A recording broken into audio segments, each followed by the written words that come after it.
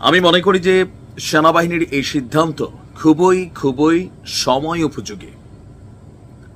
সেনাবাহিনী নিয়ে এত ধরনের মন্তব্য, পাবলিকলি কথাবার্তা, আমজনতার এই ধরনের হুমকি ধামকি বাংলাদেশের ইতিহাসে প্রথম।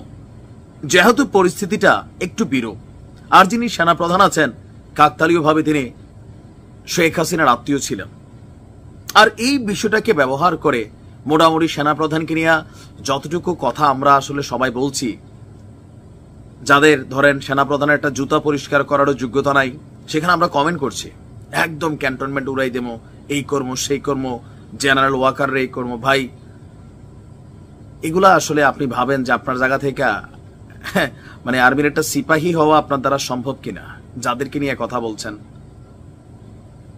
তো এই যে পরিস্থিতি, গতকালকে নাশকতার অভিযোগে বরখাস্তকৃত একজন সেনা সদস্যকে আমাদের সেনাবাহিনী গ্রেপ্তার করেছে।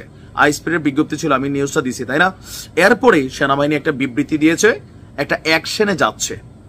আর এই অ্যাকশনটা জরুরি, কারণ ক্যান্টনমেন্টকে ঘিরে নানান পরিকল্পনা, নাশকতা ঘটতে পারে। কারণ এই মুহূর্তে আমরা দেখছি যে একটা গোষ্ঠী সুযোগে অনেক কিছু করতেছে, আর এই ব্যাপারে সেনাবাহিনী কিন্তু সতর্ক অবস্থান যাচ্ছে, বোঝাই যাচ্ছে। ঢাকা সেনানিবাস বা ক্যান্টনমেন্ট ঘিরে সব ধরনের সভা, সমাবেশ, মিছিল, শোভাযাত্রা, বিক্ষোভ প্রদর্শন অনির্দিষ্টকালের জন্য নিষিদ্ধ ঘোষণা করা হয়েছে। আবারও বলছি, সভা, সমাবেশ, মিছিল, শোভাযাত্রা, বিক্ষোভ এগুলা অনির্দিষ্টকালের জন্য নিষিদ্ধ। আর আজকে থেকে এই নিষেধাজ্ঞা কার্যকর করা হবে বলে জানিয়েছে আইএসপিআর। আপনার আইএসপির বিজ্ঞপ্তিতে বলা হয়েছে, রোববার রাতে পরবর্তী নির্দেশ না দেওয়া পর্যন্ত কচুক্ষেত সড়ক, বিজয় সরণি হতে প্রধান উপদেষ্টার কার্যালয় হয়ে বীরশ্রেষ্ঠ শহীদ জাহাঙ্গীর গেট সংলগ্ন এলাকা, বিএফ শাহিন কলেজ হতে মহাখালী ফ্লাইওভার সংলগ্ন এলাকা, সৈনিক ক্লাব মোড়, ভাসানটেক, মাটিকাটা, ইসিবি চত্বর এবং তৎসংলগ্ন এলাকায় সকল প্রকার সভা, সমাবেশ, মিছিল, শোভাযাত্রা, বিক্ষোভ প্রদর্শন নিষিদ্ধ করা হলো। তা আমরা একটু প্রশ্ন সেনাবাহিনীর কাছে রাখতে চাই, ধরেন এনসিপি আবার কোনো দাবি নিয়ে রাজপথে নামলে তারা করতে পারবে কিনা? কারণ বাংলাদেশে আমরা দেখছি কারোর জন্য ডান্ডা, কারোর জন্য ঠান্ডা। কারণ যমুনার আশেপাশে তো এগুলো আগেও নিষিদ্ধ ছিল, এখন তারা তো যাই করতে পারতেছে। এগুলো আপনারা আবার একটু মাথায় রেখেন, কারণ আমরা মনে করি সেনাবাহিনী নিরপেক্ষ। সেনাবাহিনী কোনো রাজনৈতিক ফোর্স না, অথবা কোনো রাজনৈতিক ফোর্সের সিদ্ধান্ত মেনে নিতে বাধ্য না। নিলে কি পরিণত হয় 5ই আগস্টের আশেপাশে এগুলো নিশ্চয় অভিজ্ঞতা হয়ে গেছে।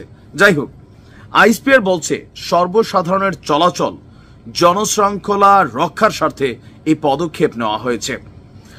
আরেকটা বিজ্ঞপ্তি পাঠানো হয়েছে যে নাশকতা ও বিশৃঙ্খল পরিস্থিতি সৃষ্টির অভিযোগে বাংলাদেশ সেনাবাহিনীর বরখাস্তকৃত সৈনিক, আমি গতকালকে যেটা দিছিলাম, নাইমুল ইসলাম এবং তার সহযোগীদের গ্রেপ্তার করেছে আইন শৃঙ্খলা বাহিনীর সদস্যরা।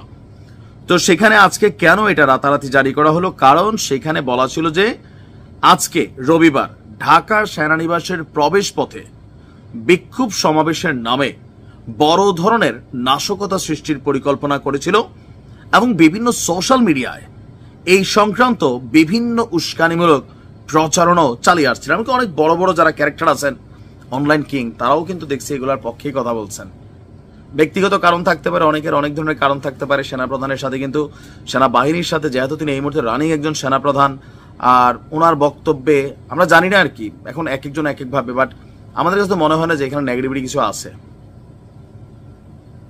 তবে এই সিদ্ধান্তটা খুবই সুন্দর হয়েছে, কারণ এত লেলাই গেলে আবার সমস্যা।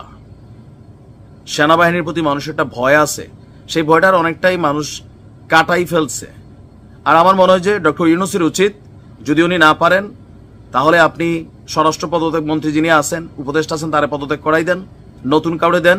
কিন্তু সেনাবাহিনীকে আপনি আনলিমিটেড টাইমের জন্য, এই যে 9 মাস টানা মার্কেটে আছে, বাহিরে আছে, সেনাবাহিনী পাবলিকলি মিশতে মিশতে পাবলিকের সামনে ওজন নষ্ট হয়ে যাবে, এটাই বাস্তবতা।